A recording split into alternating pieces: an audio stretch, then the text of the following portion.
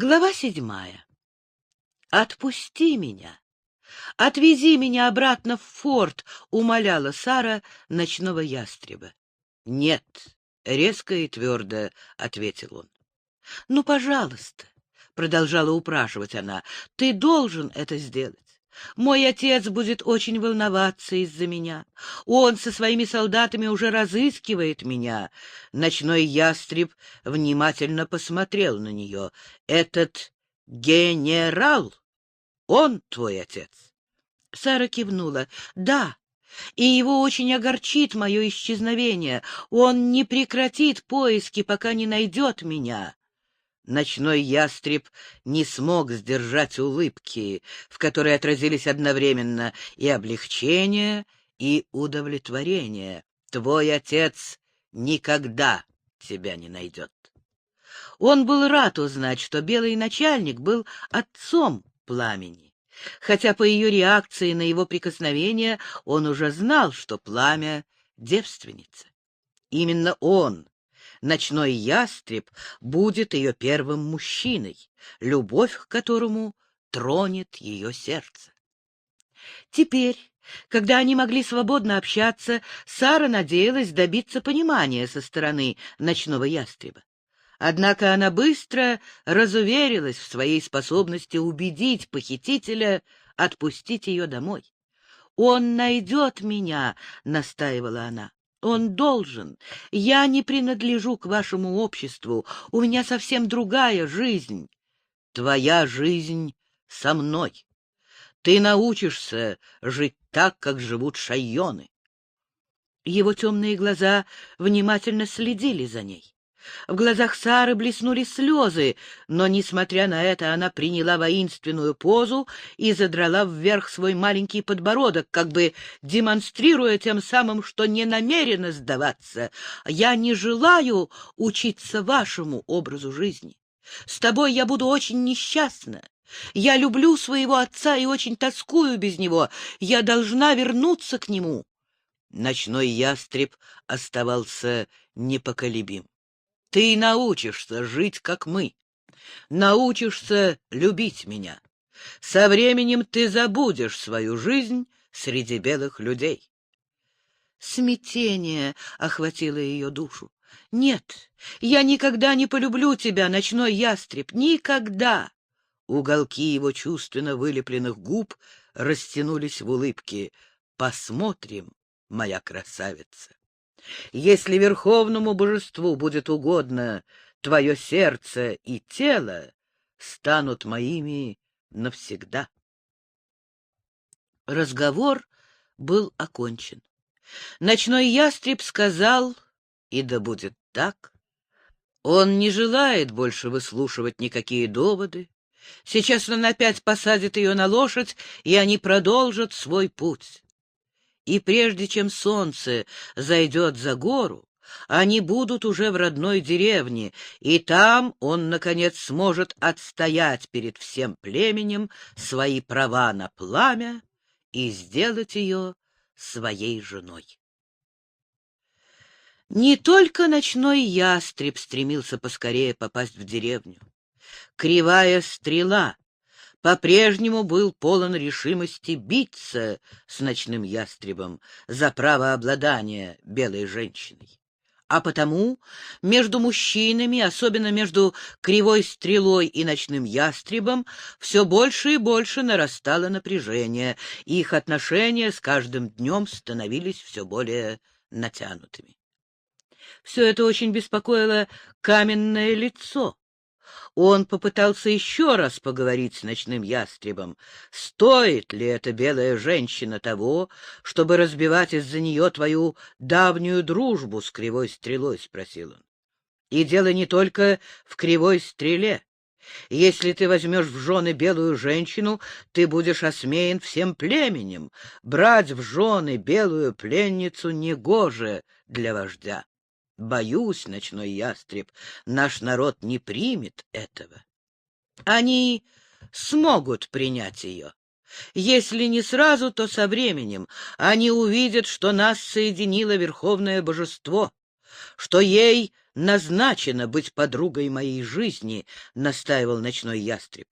А то, что она моя вторая жена, даже упрощает дело. — Может быть, мой друг, может быть, — согласился каменное лицо. — Но что будет с твоими сыновьями? Нашим людям не понравится, если первенец вождя будет рожден белой женщиной, поскольку маленькая крольчиха должна сначала родить ребенка твоего брата. Ты не подумал об этом? Я подумал обо всем, каменное лицо, и понимаю, что все это очень непросто. Как вождь, я понимаю, какую ответственность несу перед нашим племенем. И все же я намерен отстаивать свои права на эту женщину. Она близка моему сердцу. Я чувствую это и могу лишь довериться Верховному Божеству, чтобы он прояснил наш дальнейший путь. Это он соединил нас, и он подскажет, что нужно сделать для того, чтобы пламя и наши будущие дети были приняты моим народом. Должно быть, это он направил пламя в мою жизнь, потому что сам я не просил ее врываться в мою жизнь столь стремительно. Я не просил о том, чтобы моя кровь жаждала ее, чтобы моя душа взывала к ней. А если совет постановит, чтобы вы с кривой стрелой дрались из-за этой женщины, и кривая стрела выиграет ее? — спросил каменное лицо. Если судьба предназначила эту женщину мне, я выиграю ее, — спокойно ответил ему ночной ястреб. Этим может закончиться ваша дружба с кривой стрелой, — предостерег его каменное лицо. Ночной ястреб кивнул. Лицо его по-прежнему оставалось очень серьезным. Очень печально, если такое случится. Но я должен повиноваться велению своего сердца. И это будет делом кривой стрелы. Останемся мы друзьями или нет? Если он выберет «нет», я ничего не могу с этим поделать. Мне останется только сожалеть о тех добрых отношениях, которые у нас были и которые мы утратили. Пока они ехали, Сара пыталась разобраться в своих запутанных мыслях. Что имел в виду ночной ястреб, когда сказал, что она принадлежит ему? Каким образом? Как рабыня? Как его женщина? Он сказал, что не освободит ее, что она должна научиться жить так, как живет его народ. Судя по всему, он собирается продержать ее у себя очень долго. Как вообще она сможет выдержать подобное существование? Она привыкла к тому, чтобы все ее баловали. Ей была уготована жизнь в окружении многочисленных слуг, подающих в назначенное время вкусную пищу на красивой посуде. Ее нежным ручкам изначально было предписано ничего не делать, разве что только обмахивать веером личика, а ножкам танцевать ночи напролет. Она знала, как нужно флиртовать, умела быть приветливой хозяйкой, любила обмениваться сплетнями и хихикать с подругами. Она знала, как вести дом и командовать слугами, но кроме этого почти ничего. Она могла поддержать разговор о балете, опере, поэзии, о последних моделях одежды, ну и, конечно же, поговорить на некоторые другие темы, входящие в круг интересов воспитанного человека. И она сильно сомневалась в том, что найдет хоть кого-нибудь в родной деревне ночного ястреба, с кем можно будет поговорить об этих вещах. Что же делать? Неужели она никогда больше не увидит отца? Неужели она проведет всю свою жизнь в каком-то индейском селении и вместо шелков и бархата будет носить одежду, сшитую из шкур диких животных? Никогда не украсит свои волосы бантами и жемчугом? Не наденет на шею драгоценности, а на головку милую маленькую шляпку? От одной только мысли обо всем этом ей захотелось плакать. Но больше всего ее возмутили слова ночного ястреба о том, что в конце концов она полюбит его. Какая беспардонная наглость! Тем не менее, где-то в дальнем уголке ее сознания тотчас же мелькнула и другая мысль. Разве не она, а какая-то другая девушка лежала вчера на холодной траве и прижималась к своему похитителю с таким жаром? Разве это кто-то другой замирал от его прикосновений, отвечал на его горячие поцелуи и переполнялся ликованием от его интимных ласк? Может ли она отрицать то, что считает ночного ястреба слишком привлекательным для темнокожего и нецивилизованного мужчины?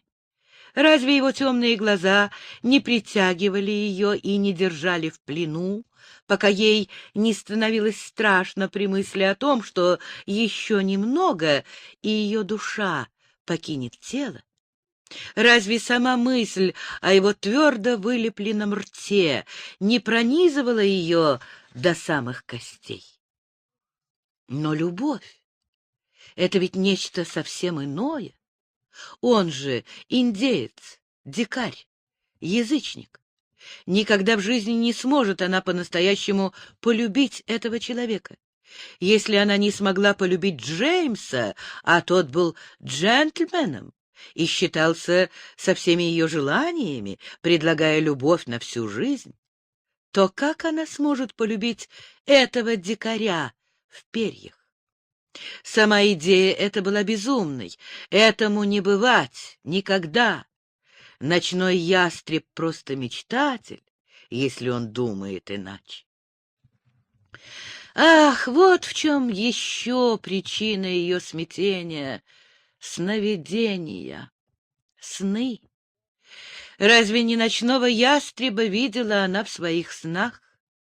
Разве не встречи с ним боялась, чувствуя, что именно он сыграет самую главную роль в ее жизни? Может ли она отрицать, что мужчина из ее странных снов и ночной ястреб — одно и то же лицо? Не стали ли ее мучительные сны началом всех ее проблем еще до смерти матери? Не для того ли она отправилась с отцом в эту поездку, чтобы отвлечься от беспокоивших и пугавших ее снов? И можно ли считать судьбой то, что она прошла весь этот путь только ради того, чтобы встретиться с ночным ястребом? А тот оказался именно в этом форте, чтобы дождаться ее прибытия. Значит, не она контролировала свою жизнь, равно как и свои сны. Значит, по жизни ее вела чья-то невидимая рука. Все было предопределено заранее, а ей не позволено даже вставить слово. Она пыталась рассуждать здраво. Нет, все это слишком ужасно. Неужели ее опять будут преследовать эти странные сны, сны, предсказывающие будущее? От этой мысли у Сары застыла в жилах кровь. О, за что же на нее обрушилось такое проклятие? Почему именно на нее? Почему именно теперь? Почему именно здесь?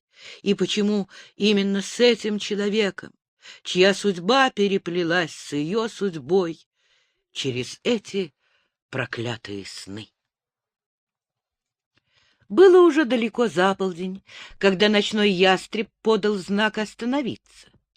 Для Сары осталось неизвестным, что он сказал своим товарищам-воинам, потому что разговаривал он с ними на их непонятном гортанном языке, без помощи рук. Он приказал ей следовать за ним, и она подчинилась ему. Они прошли к речке, и ночной ястреб, убедившись, что их не сопровождают больше взгляды его друзей, жестами показал Саре, что она должна сбросить одеяло, в которое была завернута. Девушка выполнила его просьбу. Но, однако, когда он сказал ей, что она должна снять свою рваную ночную рубашку, Сара воспротивилась. «Не сниму, — крикнула она, прижимая тонкую материю к своей груди. Скрестив руки на своей бронзовой груди, ночной ястреб взглянул на нее своими невозмутимыми темными глазами и сказал: «Сними это с себя, пламя, или я сам сниму это с тебя». «Почему?» — голос Сары задрожал. «Потому что я приказал». Сара посмотрела на него широко открытыми, полными изумления глазами. «И только? И в этом вся причина? Потому что ты приказал?» «Этого достаточно, голубые глаза. Ты пленница, а я твой господин. Ты женщина, а я мужчина. Я вождь, а ты та, которой следует научиться подчиняться, не спрашивая, почему. А теперь снимай свою одежду, или я сорву ее с тебя. Ты же не хочешь появиться в моей деревне без одежды?» Глаза Сары наполнились слезами обиды. Ее трясущиеся пальцы боролись с тесемками рубашки, завязанными у самой шеи.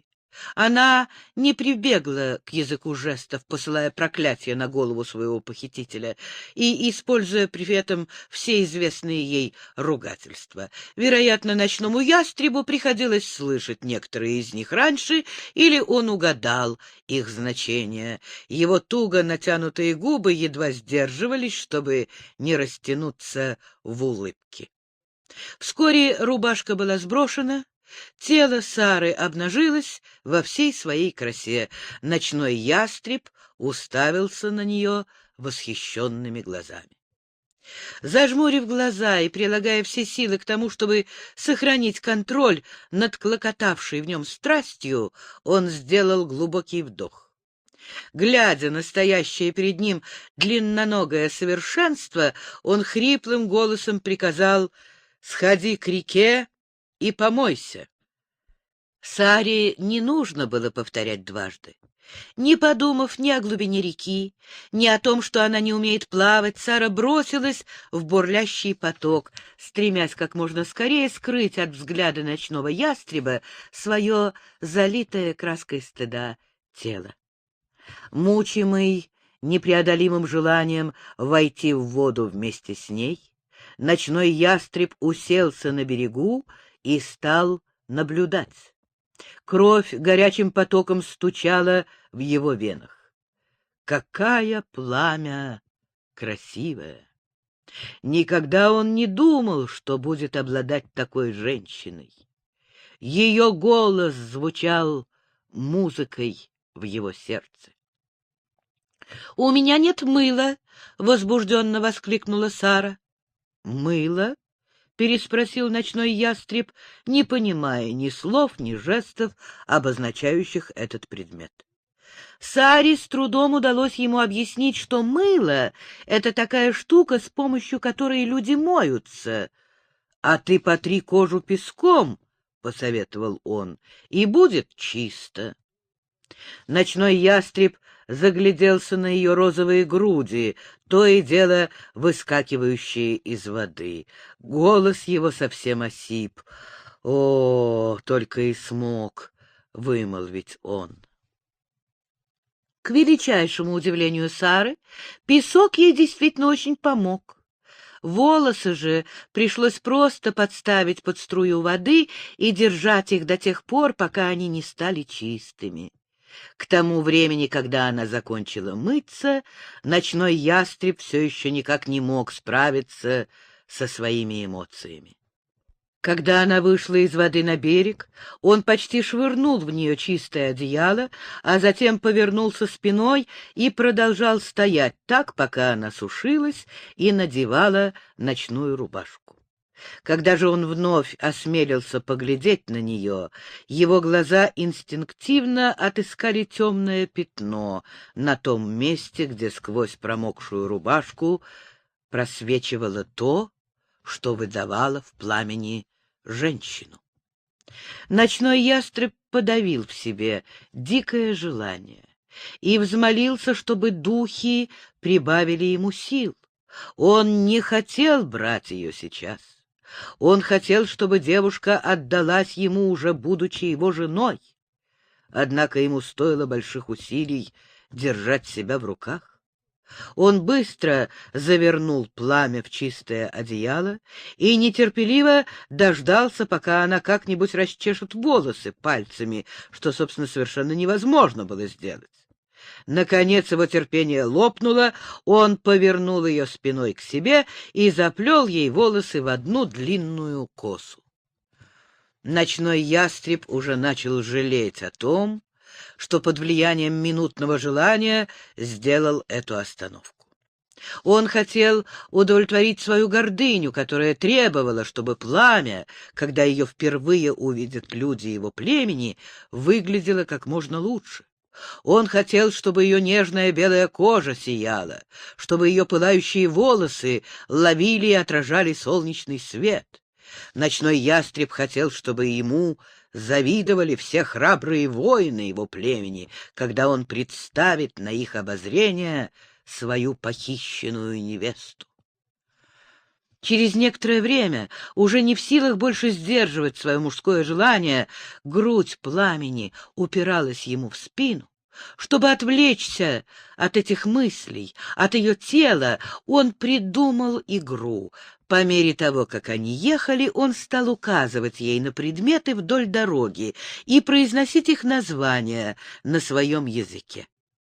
Когда ей удавалось несколько раз правильно произнести слово, и он был уверен, что она усвоила его значение, он просил произнести это слово по-английски.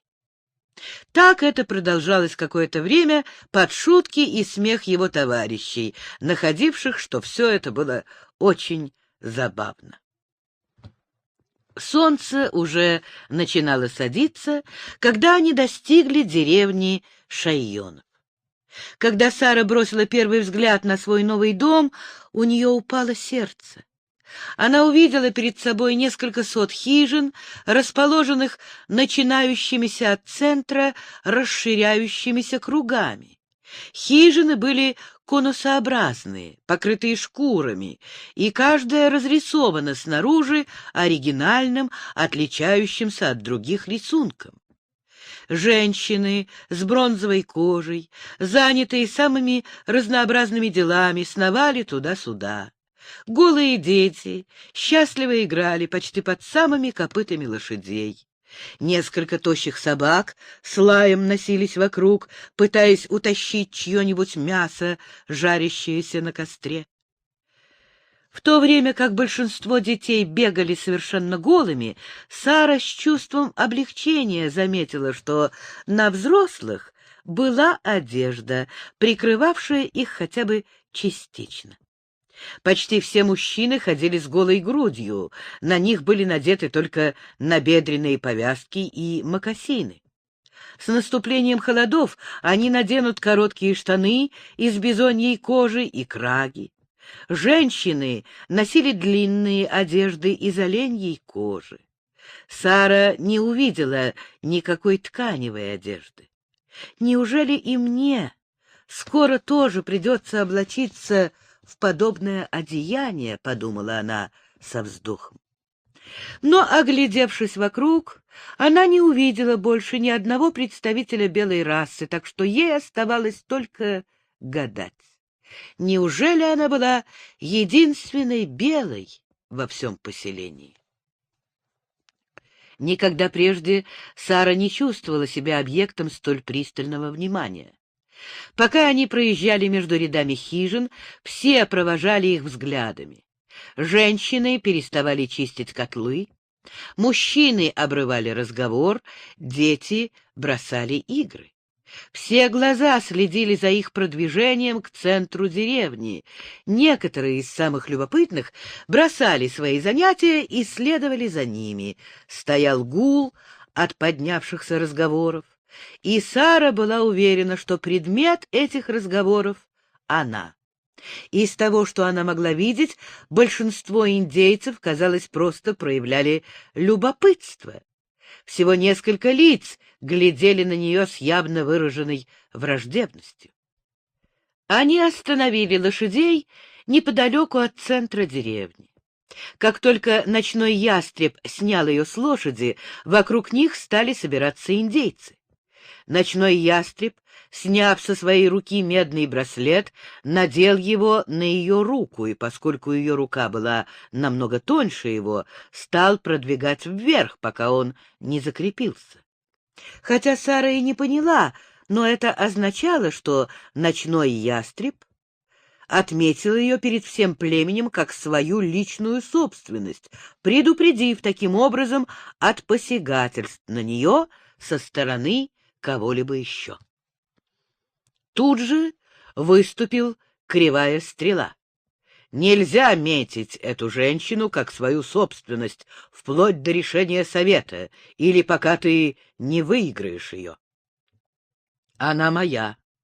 До тех пор, пока совет не объявит свое решение, — ответил ночной ястреб, предостерегающе взглянув на него. Я не могу допустить, чтобы, пока будет решаться этот вопрос, девушке был бы причинен какой-либо вред. — Будь по-твоему, — сказал каменное лицо. — Совет вынесет свое решение в ближайшее время, так что сейчас это не важно. Один из вас будет владеть ею в скорости, и вся деревня узнает об этом. Если это устроит вас обоих, то сияющая звезда пока присмотрит за ней. Моя жена проследит, чтобы никто не причинил ей вреда до тех пор, пока один из вас не сможет заявить свои права на нее. Еще раз каменное лицо решил попробовать примирить своих друзей. Смущенная, а еще больше напуганная, Сара была отправлена в хижину каменного лица. Мужчина с суровым лицом передал ее своей молодой жене с очень немногословным объяснением и тут же оставил обеих женщин наедине. Сара и сияющая звезда смотрели друг на друга с взаимным интересом. Первый шаг сделала сияющая звезда.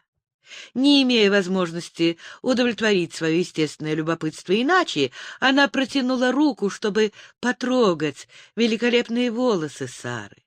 Саре потребовалось все ее мужество, однако ей не показалось, что у сияющей звезды какие-то дурные намерения. К этому времени она, кажется, стала привыкать к тому, что индейцев очаровывают ее рыжие волосы. «Скоуте!» — с восхищением воскликнула женщина, вызвав на лице Сары улыбку. «Похоже, у всех здесь мои волосы вызывают одни и те же ассоциации», — подумала девушка. Казалось вполне естественным ответить на комплимент женщины, и раньше, чем успела подумать, что делает, Сара воспользовалась жестами. «Ты очень миловидная, у тебя красивые глаза». Индейская женщина, кажется, очень удивилась, а потом обрадовалась, что Сара может говорить с ней, хотя и не на языке шайонов. Сияющую звезду интересовало очень многое, потому что Сара была первой белой женщиной, которую она встретила в своей жизни. Через несколько минут они выяснили имена друг друга и болтали, как добрые приятельницы.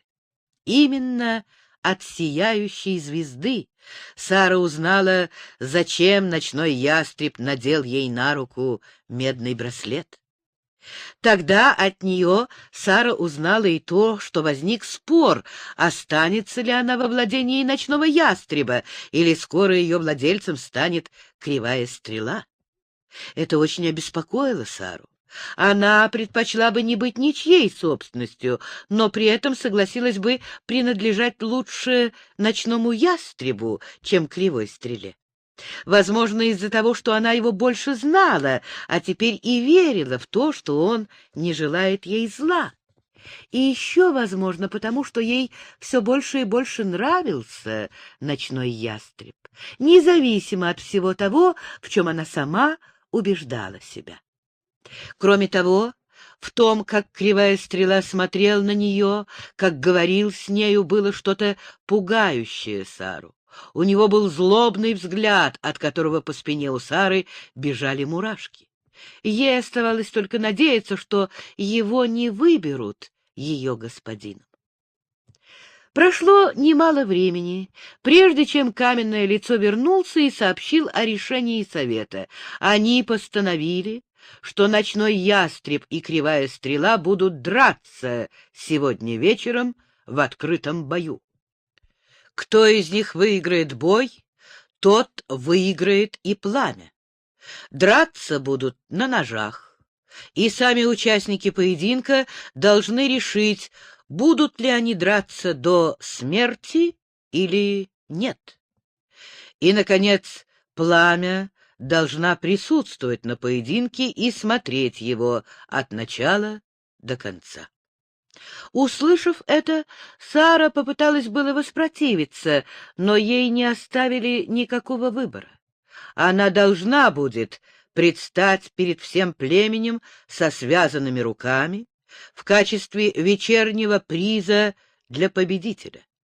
За ней будут пристально следить, так что сбежать у нее не будет никакой возможности.